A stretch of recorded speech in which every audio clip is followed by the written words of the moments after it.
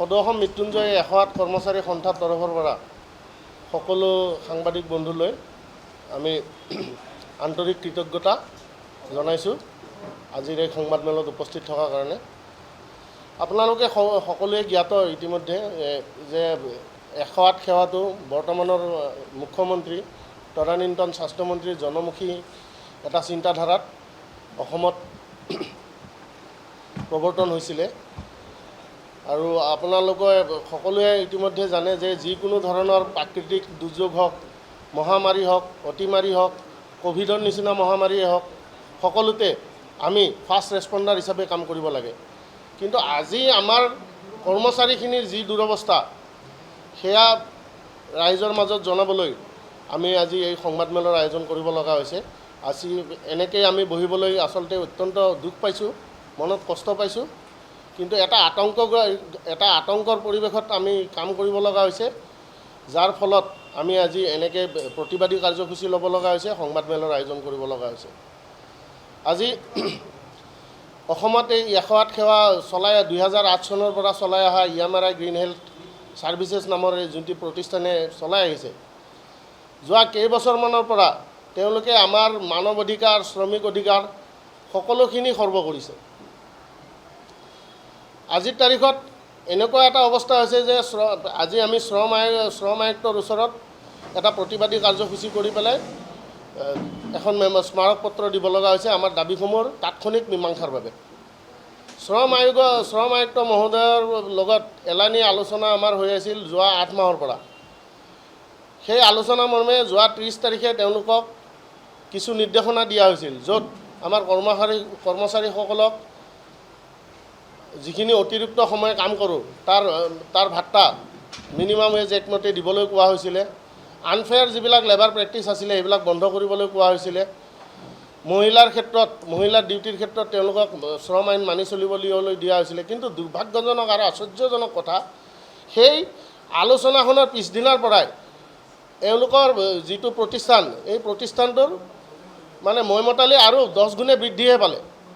আজিৰ পৰিস্থিতিত আমাৰ কৰ্মচাৰী সকলোখিনি আতংকগ্ৰস্ত। 4 বছৰ 5 বছৰ পুৰণি দুখ কিছুমান খুচৰি অকল প্ৰতিশোধ পৰায়ণতাৰ স্বাৰ্থত এক পাশৱিক আনন্দৰ এটা পাশৱিক আনন্দ লাভৰ কাৰণে একমাত্ৰ তেওঁলোকে 4 বছৰ পুৰণি 5 বছৰ পুৰণি কিবা এটা দুখ, যিটো কিজানি কৰ্মচাৰীজনেও পাহৰিলে কিবা কৰিছিলে, তেনেকুৱা দুখ খুচৰি তেওঁলোকক ৱাৰ্ণিং লেটাৰ দিয়া হৈছে। আৰু আশ্চৰ্যজনক কথা, আমি যিজন মানুহৰ চহী আছে সেই ৱাৰ্ণিং লেটাৰখনত, সেই মানুহজনক যেতিয়া ক'লোঁ, তেওঁ মুখ্য মানৱ সম্পদ বিষয়া আছিলে আমাৰ, যেতিয়া আমি তেওঁক সুধিলোঁ যে আজি 4 বছৰ আগৰ আপোনাৰ এতিয়া তেওঁ বৰ্তমান কৰ্মৰত অৱস্থাত নাই, যে আজি 4 বছৰ আগতে যদি আপুনি দিব লগা আছিল তেতিয়া নিদি আজি কিয় দিলে?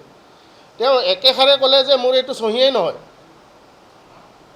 আজি চহী জাল কৰি পেলাই আমাৰ কৰ্মচাৰীক অত্যাচাৰ কৰিবলৈ লোৱা হৈছে, কৰ্মচাৰীক খেদিবলৈ লোৱা হৈছে। আৰু এই কৰ্মচাৰীবিলাকক যে আমাৰ পুৰণি কৰ্মচাৰীবিলাকক যে ছাটাই কৰিছে, এই ক্ষেত্ৰত এটা ভয়ংকৰ মুনাফাখুৰী অভিসন্ধি লুকাই আছে। আপোনালোকে জানিবলৈ পাই আচৰিত হ'ব, তেওঁলোকে যেতিয়া এডভাৰটাইজ দিয়ে চাকৰিৰ বাবে, নৱনিযুক্তিৰ বাবে, তাত ক'তো কিন্তু লিখা নাই, আমি এডভাৰটাইজমেণ্ট দেখাব পাৰোঁ আপোনালোকক, যে তাত কোনো কেতিয়াও উল্লেখ নাথাকে যে ল'ৰাজনে 25,000 টকাত ড্ৰাফ্ট কাটিব লাগিব আৰু 6 মাহ 6,000 টকাত কাম কৰিব লাগিব। কিন্তু যেতিয়া ল'ৰাজনে ইণ্টাৰভিউ দিবলৈ আহে তেওঁক বুজাই দিয়া হয় যে 20,000 টকা। যেতিয়া ল'ৰাজনে ইণ্টাৰভিউ দিবলৈ আহে তেওঁক বুজাই দিয়া হয় যে আপুনি 20,000 টকাৰ এখন ড্ৰাফ্ট কাটিব লাগিব, তাৰপিছত আপোনাক ট্ৰেইনিং দিয়া হ'ব, আৰু সেই ট্ৰেইনিংটোত পাছ কৰিলে আপুনি নিযুক্তি পাব, ফেইল কৰিলে আপুনি নিযুক্তি নাপায়। যদি নিযুক্তি পায় 6 মাহৰ পৰা এবছৰলৈকে আপুনি 6,000 টকা কাম কৰিব লাগিব, যিটো শ্ৰম আইনৰ পৰিপন্থী, মিনিমাম ৱেজ এক্টৰ ভায়লেশ্যন হৈছে। তাৰপিছতো এই ব্যৱস্থা চলি আহিছে। আৰু এই ব্যৱস্থাটো চলাই থকাৰ মুখ্য কাৰণ হ'ল আপোনালোকৰ ষড়যন্ত্ৰটো মই ফাদিল কৰি দি আছোঁ। এজন ল'ৰা যেতিয়া 20,000কে 40জন ল'ৰা ল'লে, 40জন ল'ৰা 5জন ল'ৰা পাছ কৰিব,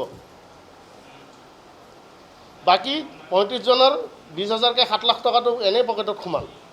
বাকী যি 5জন বা 10জন পাছ কৰিলে, সেই 5জন বা 10জনক 6 মাহৰ পৰা 11 মাহলৈকে 6,000 টকাত কাম কৰা হ'ব, 11 নম্বৰ মাহত তেওঁক উলিয়াই দিয়া হ'ব।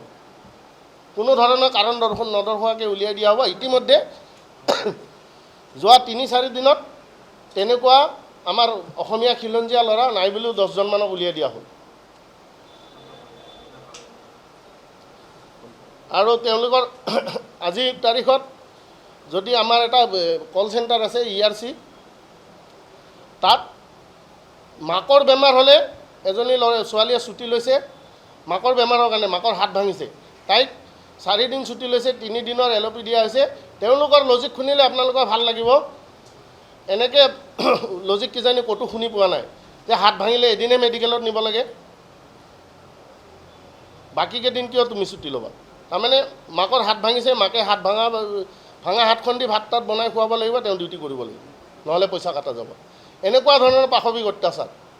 আমাৰ কৰ্মচাৰীসকলে টায়াৰ ৰিপেয়াৰিং আমাৰ পাইলটে নিজে কৰিব লাগে। যদি টায়াৰ পামচাৰ হয় বা গাড়ী সৰু সুৰা কিবা হয়, সেইখিনি আমাৰ পাইলটে লগে লগে নিজে কৰিব লাগিব, পকেটৰ পইচা দি 1 টকাও দিয়া নহয়। যদি এখন গাড়ী দুৰ্ঘটনাগ্ৰস্ত হ'ল, তেতিয়াহ'লে সেই পাইলটজনক পাকে প্ৰকাৰে, যিকোনো পাকে প্ৰকাৰে আনি পেলাই তেওঁক তদন্তৰ আওতালৈ আনি তেওঁক ভুল প্ৰমাণ কৰা হ'ব আৰু মেৰামতিৰ সম্পূৰ্ণ ব্যয় তেওঁৰ পৰা বহন কৰা হ'ব লাগে। এক আতংকগ্ৰস্ত পৰিৱেশত আমি জীয়াই আছোঁ, যাৰ ফলত আমি বহুবাৰ যোৱা 2টা বছৰে আমি বহুকেইটা সংশ্লিষ্ট বিভাগক, ৰাষ্ট্ৰীয় স্বাস্থ্য মিছনকে ধৰি বহুকেইটা শ্ৰম আয়ুক্ত মহোদয়ৰ কাৰ্যালয়কে ধৰি বহুকেইটা বিভাগত আমি স্মাৰক পত্ৰ প্ৰদান কৰিলোঁ, আলোচনা কৰিলোঁ, তথ্য সহকাৰে এইখিনি বস্তু আমি দেখুৱাই দিলোঁ, কিন্তু আজিলৈকে আমি একো ফল নাপালোঁ। যাৰ প্ৰেক্ষিতত আমি যোৱা 16 তাৰিখৰ পৰা প্ৰতিবাদী কাৰ্যসূচী হাতত লৈছোঁ। যোৱা 16 তাৰিখৰ পৰা অনিৰ্দিষ্ট কাললৈ আমি ক'লা বেজ পৰিধান কৰি আহিছোঁ, এতিয়া বৰ্তমানলৈকে কৰি গৈ আছোঁ।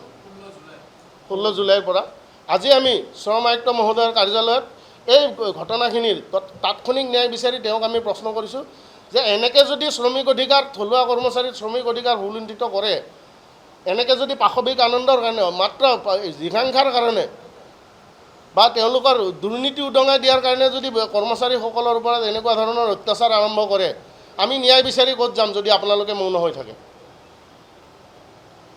ইয়াৰ পিছৰ পৰ্যায়ত আমি হয়তো যোৱা 25 তাৰিখে অনশন কাৰ্যসূচী বা অফিচৰ সন্মুখত প্ৰতিবাদী কাৰ্যসূচী গ্ৰহণ কৰিম।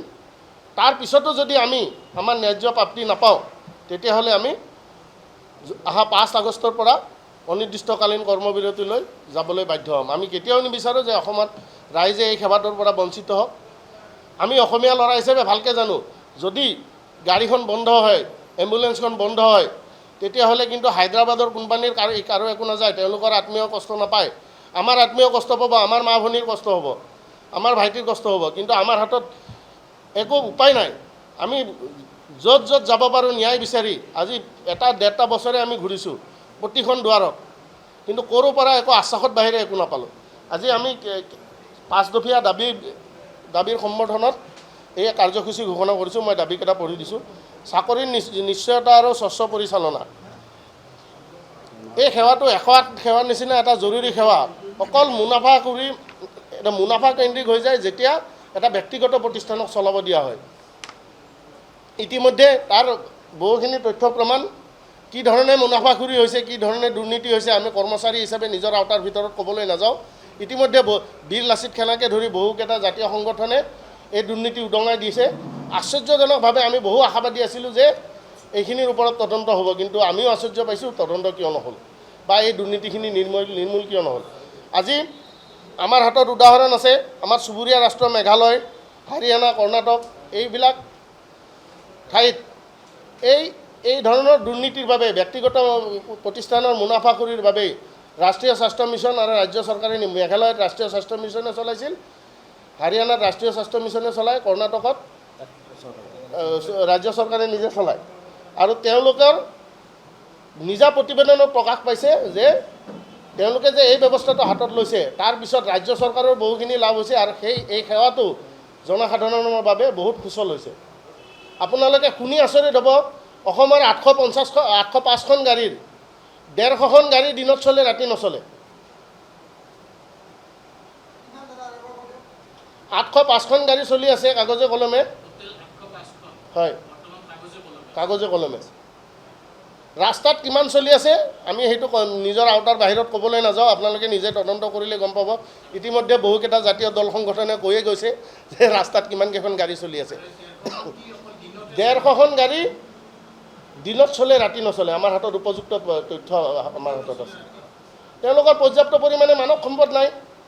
তেওঁলোকৰ মানৱ সম্পদ থাকিব লাগে 4,000ৰ পৰা 4,500। মানৱ সম্পদ আছে এতিয়া 3,000। 3,000 নহয়, 2600ৰ পৰা 2800 হ'ব।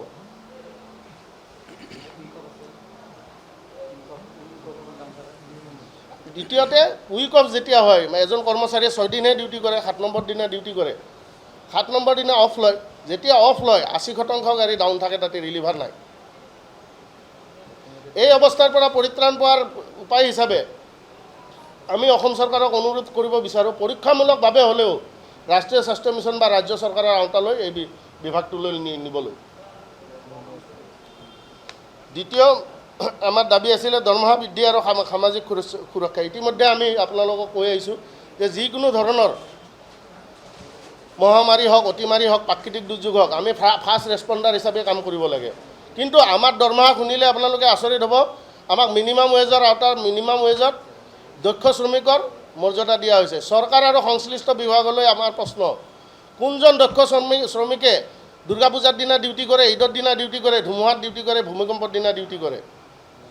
এই কৰ্মচাৰীখিনিক, আমাৰ যিখিনি অত্যাৱশ্যকীয় সেৱাত জড়িত কৰ্মচাৰীখিনিক, আমাৰ যিটো সেৱা, আমি যিখিনি কষ্ট স্বীকাৰ কৰিব লাগে, যিটো বিপদসংকুল পৰিৱেশত আমি কাম কৰিব লাগে, আমি সংশ্লিষ্ট বিভাগক প্ৰশ্ন কৰিব বিচাৰোঁ, আমাৰ এই সেৱাটোক অপমান কৰা হোৱা নাইনে দক্ষ শ্ৰমিকৰ আওতাত আমাক ৰাখি পেলাই? আমাৰ কৰ্মচাৰীখিনিক আমাৰ প্ৰধান দাবী যে আমাৰ কৰ্মচাৰীখিনিৰ দৰমহা বৃদ্ধি হ'ব লাগে। এটা সন্মানজনক ভাত্তা নহ'লেও আমাক অতি দক্ষ শ্ৰমিকৰ মৰ্যাদালৈ আনিব লাগে। আপোনালোকে শুনি আচৰিত হ'ব, আমাৰ যিখিনি ইমাৰ্জেঞ্চি ৰেছপন্স চেণ্টাৰৰ কৰ্মচাৰী আছে, কা আন্দোলনৰ সময়ত তেওঁলোকে কুলাৰ কেঁচুৱা ঘৰত থৈ পেলাই কাম কৰিছে, ক'ভিডৰ সময়ত জীৱন বিপন্ন কৰি কাম কৰিছে। তেওঁলোকৰ দৰমহা 13,000 টকা। আমাৰ EMT পাইলট যিখিনি আছে তেওঁলোকৰো দৰমহা আচলতে 13,000 টকা। আমি 4 ঘণ্টাকৈ অভাৰ টাইম কৰিব লাগে, আমি 12 ঘণ্টা কাম কৰিব লাগে, কিন্তু আমি পইচা পাওঁ 10 ঘণ্টাৰ। 12 ঘণ্টা কাম কৰি আমি দৰমহা পাওঁ 19,000 টকা। যিকোনো খবৰৰ বাবে যোগাযোগ কৰক 7099017330 লগতে 7099017110 নম্বৰত।